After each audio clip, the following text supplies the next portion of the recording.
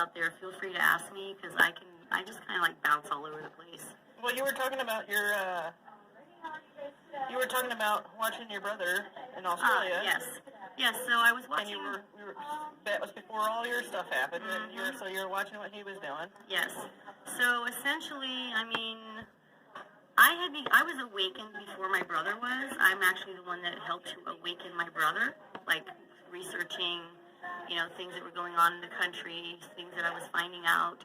And him and I started, communicating on a regular basis because we were concerned with the election, with, who was going to become our president, et cetera, et cetera.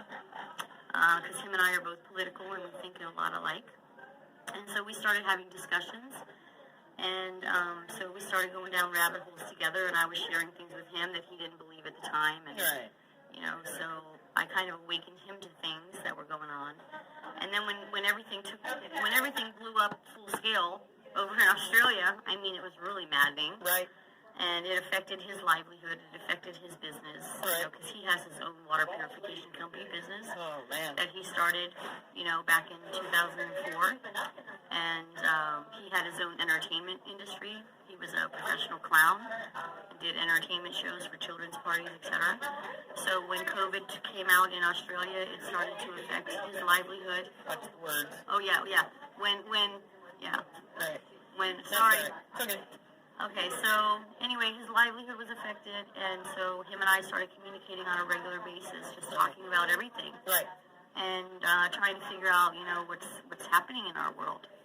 And so the whole Ottawa thing started, and then it started over there. And I kept telling my brother, I want to get up and do something, but I don't know what to do. Right. I don't know what to do. Thank you, ma'am. I appreciate it. Do we need separate checks? No. All together, right? Thank you, Steph.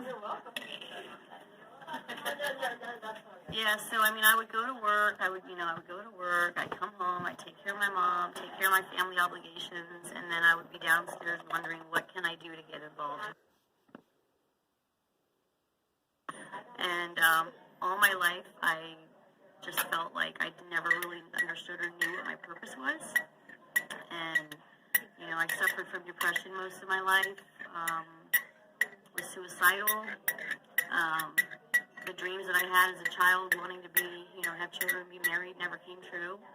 And so here I was living this life, being a woman in her early 50s, living with her mother, taking care of her mom, having health issues and conditions that could prevented me from working full time. So I was only working part time. And a lot of things that went on in my life that I just felt really stagnant, and I just felt like a lot of my dreams didn't come true. I made sacrifices for my family, and I wasn't living the life that I intended or wanted to be living at the age that I was. And so I would just pray all the time. I just prayed, tried to draw closer to God, and so when all of this took place, I just started really feeling like my passion was coming alive.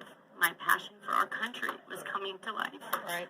And as I was watching our freedoms being stripped away, and people being injured from these. Right.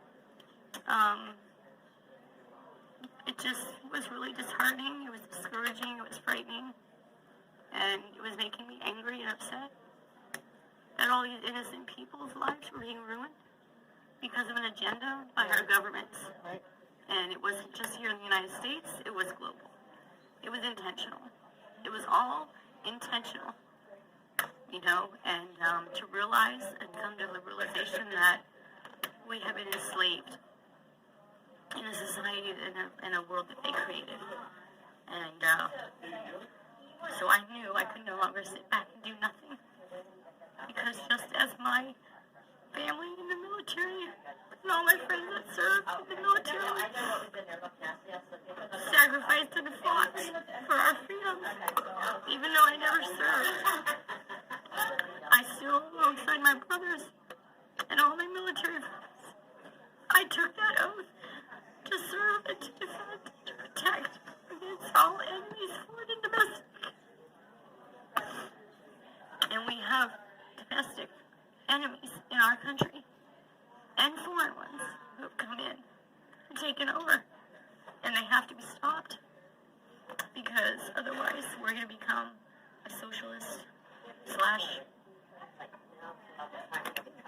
communist country. And I also know what that's like, because I lived abroad. Right. I traveled when I was a 9-year-old girl, and I lived in the German village.